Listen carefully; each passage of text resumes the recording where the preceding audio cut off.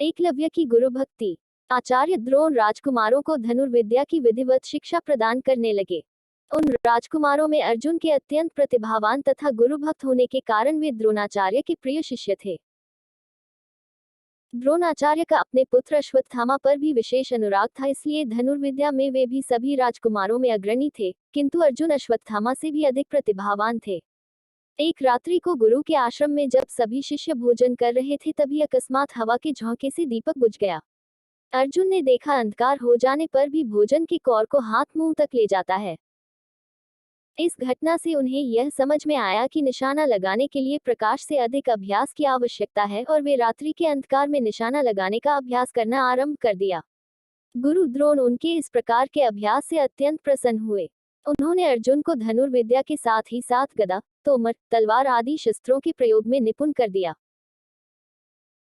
उन्हीं दिनों हिरण्य धनु नामक निषाद का पुत्र एकलव्य भी धनुर्विद्या सीखने के उद्देश्य से द्रोणाचार्य के आश्रम में आया, किंतु निम्न वर्ण का होने के कारण द्रोणाचार्य ने उसे अपना शिष्य बनाना स्वीकार नहीं किया।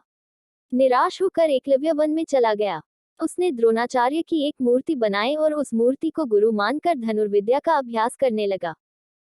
एकाग्रचित से साधना करते हुए अल्पकाल में ही वह धनुर्विद्या में अत्यंत एकलव्य ने उस कुत्ते अपना बाण चला कर उसके मुंह को बाणों से भर दिया।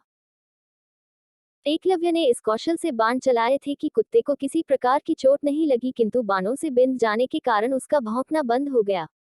कुत्ते के लौटने पर जब अर्जुन ने धनुर्विद्या के उस कौशल को देखा तो वे द्रोणाचार्य से बोले, हे गुरुदेव, इस कुत्ते के मुंह में जिस कौशल से बाण चलाए गए हैं उससे तो प्रतीत धनुर्धर रहता है। अपने सभी शिष्यों को लेकर द्रोणाचार्य एकलव्य के पास पहुंचे और पूछे, हे वत्स, क्या ये बाण तुम्ही ने चलाए हैं? एकलव्य के स्वीकार करने पर उन्होंने पुनः प्रश्न किया, तुम्हें धनुर्विद्या की शिक्षा देने वाले कौन हैं? एकलव्य ने उत्तर दिया, गुरुदेव, मैंने तो आपको ही गुरु स्वीकार करके धनुर्विद्या सीखी है। इतना कहकर उसने द्रोणाचार्य की उनकी मूर्ति के समक्ष ले जाकर खड़ा कर दिया। द्रोणाचार्य नहीं चाहते थे कि कोई अर्जुन से बड़ा धनुर्धारी बन पाए। वे एकलव्य से बोले, यदि मैं तुम्हारा गुरु हूं तो तुम्हें मुझको गुरुदक्षिणा देनी होगी। एकलव्य बोला, गुरुदेव, गुरुदक्षिणा के रूप में आप जो भी मांगेंगे मैं देने के लिए तैयार हूं। इस पर द्रोणाचार्य ने एकलव्य से गुरुदक्षिणा के रूप में उसके दाहिने हाथ के अंगूठे की मांग की।